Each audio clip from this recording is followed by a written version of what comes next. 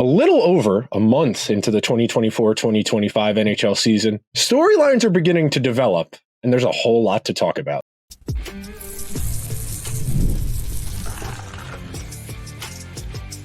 You're Locked On NHL, your daily podcast on the National Hockey League. Part of the Locked On Podcast Network, your team every day. Hello, everyone, and welcome to today's edition of Locked On NHL. I am Nick Zararis, the host of Locked On Oilers. That's my friend and my co-host, Hunter Hodies, one of the co-hosts of Locked On Penguins. We want to thank everyone who is making Locked On NHL their first listen of the day. Locked On NHL, a part of the Locked On Podcast Network, your team every day. And today's show is brought to you by FanDuel, where you can enjoy the NFL season with a big return. New customers can place a $5 bet and get started with $150 in bonus bets if you win your first $5 bet. Visit FanDuel.com to get started. So today's show, we are going to break up into our three segment format like usual. But our first segment, we are going to tackle teams that had high expectations coming into the season and have underperformed for a myriad of reasons. We're going to start with Edmonton and Nashville in the first segment. Our second segment, we're going to highlight teams that made the playoffs last year, but didn't go probably as far as they expected in Carolina, Vegas, and Winnipeg, who are all off to really strong starts to this season. And then our final segment, we are going to wrap up with the bottom tier of the NHL. We're going to talk about teams who, over a month into the seasons are effectively already over. So starting at the outset, looking at the big picture coming into this season, the Edmonton Oilers were the betting favorite to win the Stanley Cup. They went to Game 7 of the Stanley Cup final. They lost by 1 goal in that Game 7. Connor McDavid had the puck on his stick in the net mouth and an open net in front of him with about 11, 12 minutes to go. And they got about as close as you could to pulling off one of the greatest comebacks in the history of sports, not just hockey. And they made a lot of roster decisions in the offseason. They are currently feeling the effects of a lot of factors converging all at once. And it's creating a very weird vibe. You know, watching the game last night against Vegas, and I was talking about this with somebody last night, this is the first time in my life I've ever thought the Oilers look slow. Yeah, no, I agree. And the biggest thing with Edmonton also is they're still not really being able to finish this year. They're still towards the bottom in terms of finishing in the NHL. And I do think now that McDavid is back, he's going to help in that regard. But they're going to need to get this going at some point. I still think they're going to. I still think this is one of the top teams in the league. And for everyone that's listening or watching, yes, my voice is a bit raspy. I'm battling a cold, so I apologize about that. But they have looked a bit of a step slow. I still think Stuart Skinner needs to be a bit better this year. Defensively, the Oilers need to clean up a bit in their own zone. But the biggest thing I think, again, for me, we keep harping on this, but it really hasn't changed. Their finishing needs to be a lot better. They've gotten Hyman going a little bit, which is nice, but they still need to really be finishing more of their chances overall, Nick. Yes, and building off of that, and this is something that I think is important to note. Yes, the Oilers have defensive issues and their goaltending has not been great. But the Oilers, as constructed, aren't winning games on defense and goaltending. They are fundamentally designed to outscore their issues. So being that they are not scoring commensurate with what their talent would say and what their metrics would tell you, their other elements of the team are taking a lot more attention and responsibility, frankly. You know, if you build a house and you get 4 posts for each corner of the house, and one of those posts starts to wobble, the other ones are going to start to wobble too. And that's what the Oilers are dealing with right now. They have 3 components to their team. Their special teams, they are supposed to have the best power play in the league. It is well below average right now. They are conceding a power play goal against 40% of the time so far. They have the worst penalty kill in the entire NHL. Their special teams are giving them nothing. Their bottom 6 isn't great, and it hasn't given them anything. Their great players aren't giving them a whole lot. The Oilers are averaging 2.4 goals a game. This is a team that was top 5 in goals for last year, and they are not scoring. So it's very obvious that some positive regression is coming. But that said, I think there's a fundamental connectedness between the roster turnover, especially on defense, to their offensive issues. You know, they have 2 defensemen who I would consider trustworthy on the ice. And even Ekholm and Bouchard aren't playing great right now. They were on the ice for 2 of the 3 goals in the game last night against Vegas, and both of them, Evan Bouchard just gave up on the play. The first Vegas goal, he turned really slowly. Eichel went between him and Ekholm, and Eichel beat Skinner one-on-one. And then the game winner for them, Bouchard was looking at the puck. The puck was to his left. Didn't pay any mind to the fact that there was a hockey game going on around him. The puck comes to the middle, and that's the first time Bouchard looks to adjust to see, oh, there are people in the zone I need to account for. Hanifin scores, and that loses them the game. If your best players, and if you're a top-heavy team, and your best players aren't delivering, the results are going to be bad. And right now, I know their record isn't awful, but they are playing fundamentally bad hockey. It's nothing like we saw last year after they made the coaching change, where they were firing on all cylinders offensively. They were passable defensively. They were getting even fine goaltending from Skinner, especially into the playoffs. Everything just needs to be better. And now that McDavid came back earlier than expected, he was supposed to be out for 2 to 3 weeks, came back after 10 days. They're going to get it going. It's only a matter of time, but they still need to get, especially their special teams going, as you said. Having a worse penalty kill than the Islanders of all teams, that should tell you something, Nick, about your penalty kill, because the Islanders' penalty kill has been really bad these last couple of years. If you're worse than them, you got problems there with that unit. Your power play, I'm not too concerned about that, because now that McDavid is back, they're going to start cooking it with that unit. But Bouchard definitely needs to be a lot better this year, considering what we saw from him last regular season and what we saw from him in the playoffs. In the playoffs, he played like one of the 5 to 10 best defensemen on the planet. So far in the season, he hasn't been anything close to that. The Golden Knights, I was tuning into some of that game last night. They were kind of doing whatever they wanted in the offensive zone. Hanifin had a great game for Vegas. He was unstoppable. Jack Eichel made the Oilers look really silly numerous times, especially on that goal. It felt like at times the Knights were kind of just toying with the Oilers in that game, which I can't even believe I'm saying because of how much talent the Oilers have, but that's what it felt like. I want to build off of this because I think it ties into Nashville as well. Turning over significant portions of your roster in a short period of time is difficult. The Oilers had to replace 3 defensemen from their Game 7 lineup. They replaced 3 forwards from their Game 7 lineup in a single offseason. And they are dealing with the fact that Nurse didn't have a full preseason, and he only played 1 preseason game. He wasn't able to get familiar with any of the rotating 3 defensemen in Ty Emberson, Travis Dermott, or Troy Stetcher, and they are very much still a work in progress. And then real quick, we wanted to touch on Nashville because we both feel like they're kind of in a similar boat where they brought in a lot of pieces in one offseason, and they're still working it out. And you wanted to talk about Barry Trotz's comments because I agree with you. You don't, those two ideas are anathema to each other. You don't get to throw out, $80-90 million in contracts in an offseason and then say, well, if it doesn't work, we're going to rebuild. Those two things don't work with each other. It was a bit, how do I want to say this? I was taken aback by those comments, I think, because you're right. You spend all that money. You sign Marchessault, you sign Stamkos, you sign Brady Shea. You show everyone in the hockey world that, oh yeah, we're in it to win it. We're moving forward. We're done being kind of in the mushy middle that we've been in these last couple of years. But now that you've had a little bit of a slow start, you're like, oh, if this doesn't continue, I'm just going to start my rebuild plan. Well, Nick, what does that entail?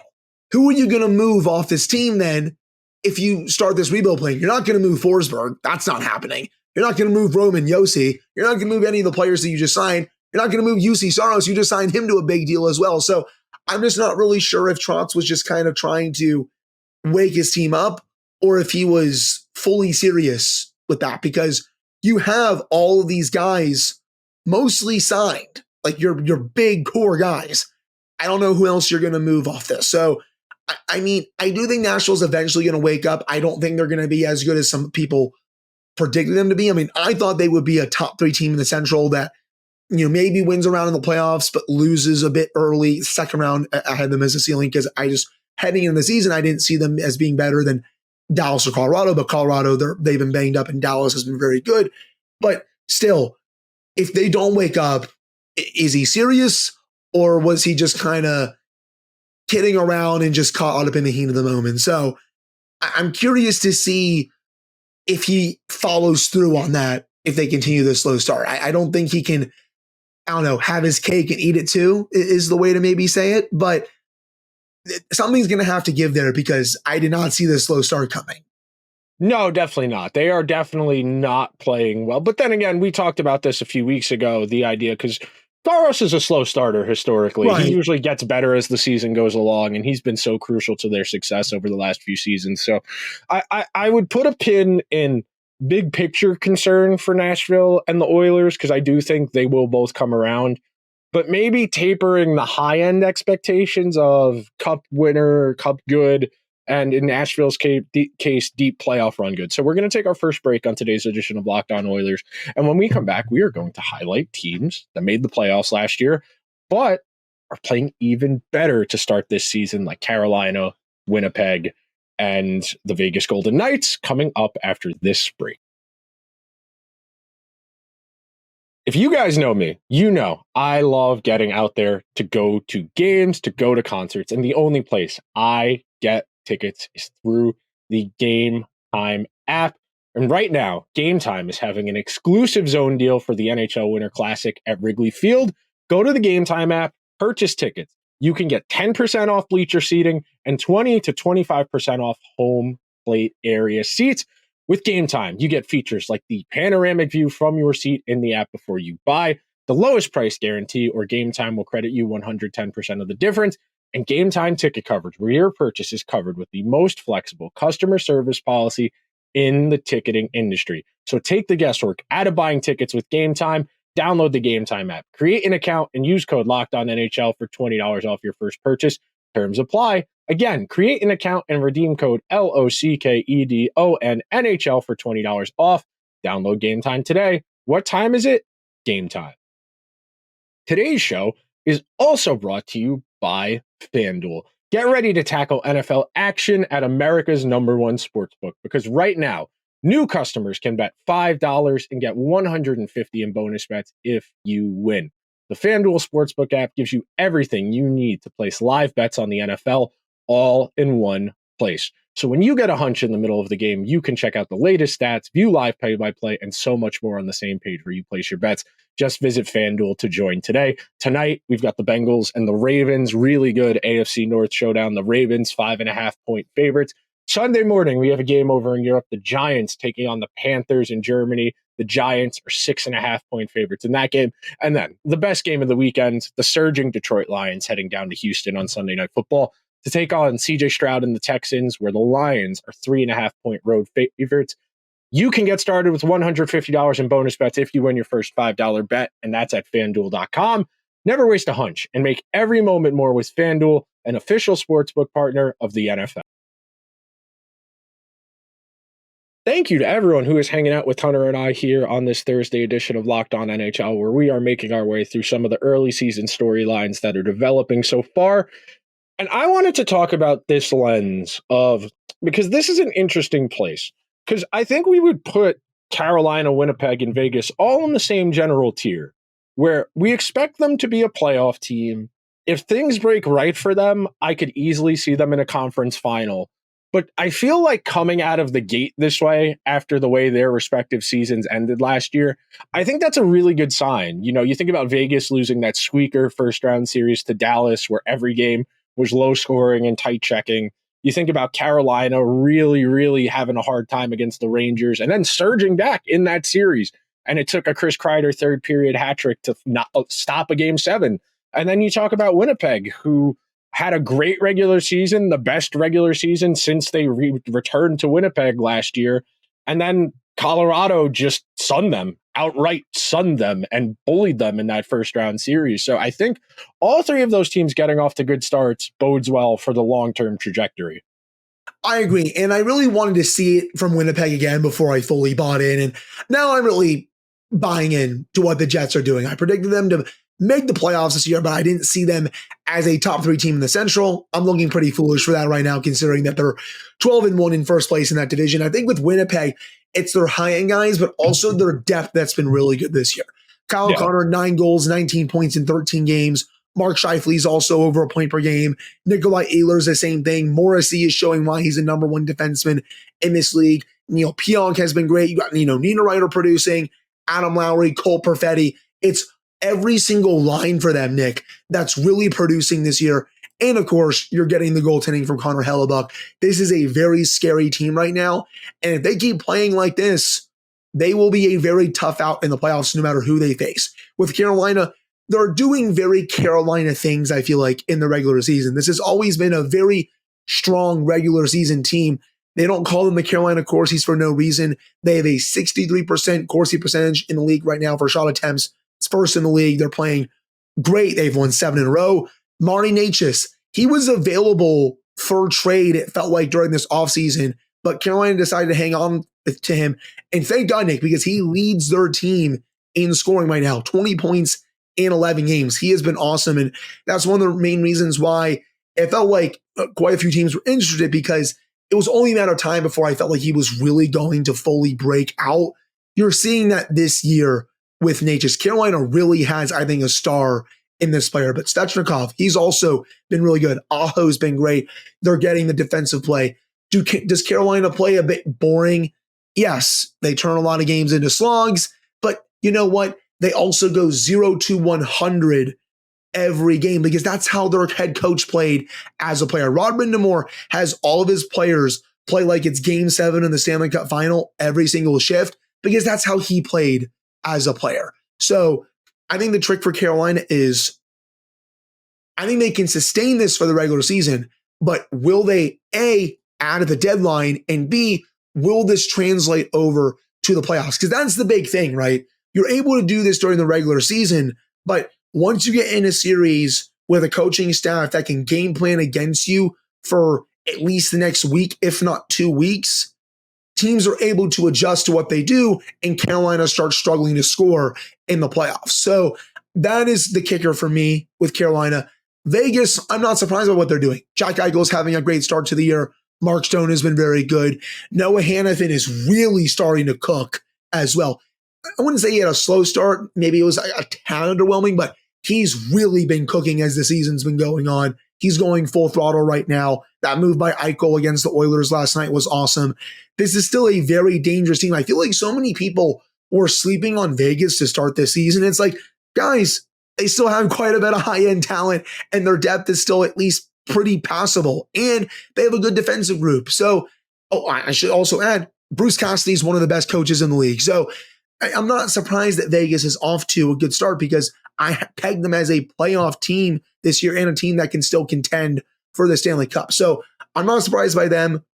Carolina, they're doing Carolina things in the regular season, even though I thought they were maybe going to take a small step back this year. And then Winnipeg, I just wanted to see it before I fully bought in, but I am buying into the Jets with what they're doing, especially with how they're playing defensively too. I mean, you look at the underlying numbers this year for Winnipeg, they've only given up at 5-on-5, 23 goals against. That's one of the better marks in the league. So they're playing really good defense. They're getting the offensive production, and they're a lot of fun to watch.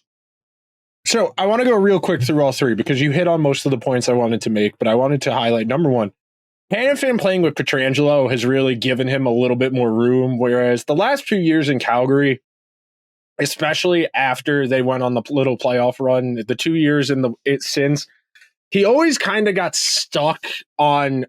I don't think Hannafin is a number one defenseman. I think he has a good skill set. His skating, his puck skills are both very good. But giving him someone like Pietrangelo, who can do a lot of the heavy lifting, and really letting Hannafin highlight the transition elements of his game has really made him look good. I thought Hannafin was arguably the best player on the ice for Vegas last night, maybe him or Mark Stone. Carolina, want to shout out Shane Gostisbehere, who continues to rotate around the league and continues to take these short-term deals and find ways to contribute. Gostisbehere looks really good. And then for Winnipeg, man, they have really got a good, I'm trying to think of the word I want to use. The style they play is very well situated for their talent. And I do think that is an issue at times across the league, that teams want to play a certain way, but they don't necessarily have the players to play that way. But for Winnipeg, you have got, I would say, pretty close to full buy-in. You have issues. Scheifele's defense is always going to leave you to be concerned, but they have enough forward talent where I'm not worried against most teams. The argument against Winnipeg is always going to be, are they going to be able to find that extra offensive gear, especially in the playoffs? Because that's been their issue. On paper, their defense doesn't astound you, but it's played really well. And for 2 straight years now, going back to last year and the first month of this season, they have been a borderline elite defensive team in front of the best goalie in the world. So it creates 2 layers of insulation in how you want to play, and it gives you a margin of error for your offense. So we're going to take one more quick break here on Locked On NHL. We come back, we'll tackle the bottom third of the league right after this. We are all driven by the search for better, but when it comes to hiring, the best way to search for a candidate isn't to search at all. Don't search. Match with Indeed. If you need to hire, you need Indeed. Indeed is your matching and hiring platform with over 350 million global monthly visitors, according to Indeed data, and a matching engine that helps you find quality candidates fast. Ditch the busy work. Use Indeed for screening, scheduling, and messaging so you can connect with candidates faster. And Indeed doesn't just help you hire faster. 93% of employers agree. Indeed delivers the highest quality matches compared to other job sites, according to a recent Indeed survey. Join more than 3.5 million businesses worldwide that use Indeed to hire great talent fast. And listeners of this show will get a $75 sponsored job credit to get your jobs more visibility at Indeed.com/locked-on. Just go to Indeed.com/locked-on right now and support our show by saying you heard about Indeed on this podcast. Indeed.com/locked-on. Terms and conditions apply. Need to hire? You need Indeed. Today's show is also brought to you by Built Rewards. Listen up, renters. Ever feel like you're stuck in this loop of rent payments, just watching your money vanish into thin air?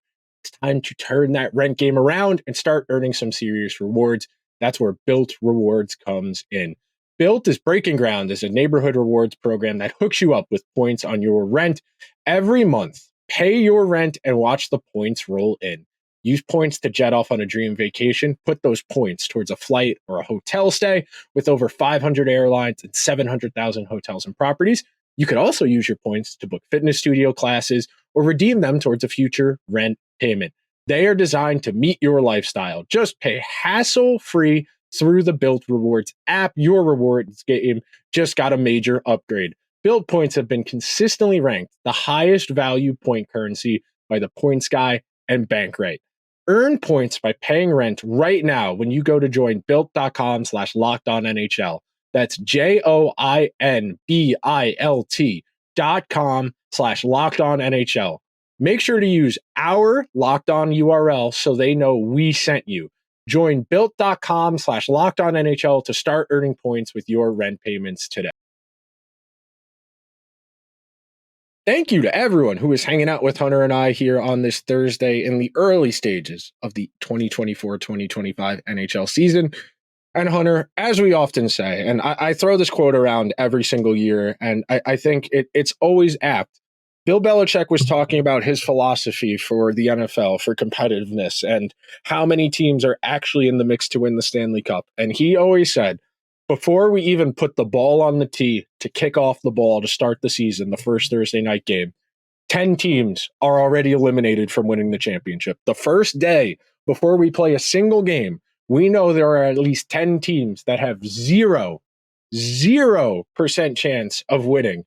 Right now, I dare to say we might have even more than that in the NHL, because you look at this bottom grouping, you can talk about the Flyers, who are struggling massively, the Sharks, the Canadiens, the Ducks, the Blackhawks, the Kraken, the Sabres, the Blue Jackets. I dare say maybe even the Penguins. There are a lot of teams right now that out of the gate, maybe some of those teams can have a little more spunk. Maybe Pittsburgh gets a little more competitive, but we know they're not winning the Stanley Cup this year. No, they're not. I mean, the Penguins, the thing with them is they just can't defend to save their lives. They can't defend in their own zone. They also can't defend a 2-goal lead. They've given up a handful of them already this year, and we're not even 20 games into the season yet for this hockey team. So I would probably put them in that category. I mean, Nashville, they're 4-8-1, but again, I still feel like they have the high-end talent to get out of this, but it's a matter of will they be able to? I think Chicago, even though they're 2 points ahead of Nashville, I don't really think that they're in it this year. And that's part of their plan, though. They're still very much rebuilding.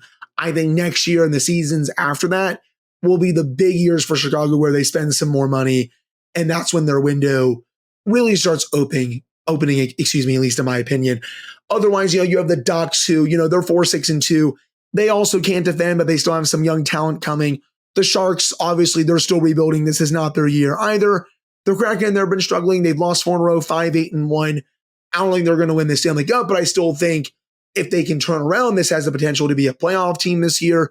Edmonton, we've already discussed them and all that. You move to the Eastern Conference. Buffalo, they're 5-7-1. I don't think they're going to win the Stanley Cup. I'm not predicting them to make the playoffs, but they are playing at least a little bit better lately compared to how they started this season. Montreal, I kind of think they're probably cooked at this point. The biggest thing with Montreal, though, is they can't defend either. Montembeault is at least playing competently this year. Cole Caulfield has been awesome. I love watching Lane Hudson whenever I get the chance to. Thankfully, the Penguins have played the Canadians already twice this year because he is a world-class talent on the back end. I think if he also improves his defending a little bit, he's going to be even better. He's going to have a great career. I have no question about that. But the biggest thing is they need to be a lot better defending in their own zone. They're just not there yet.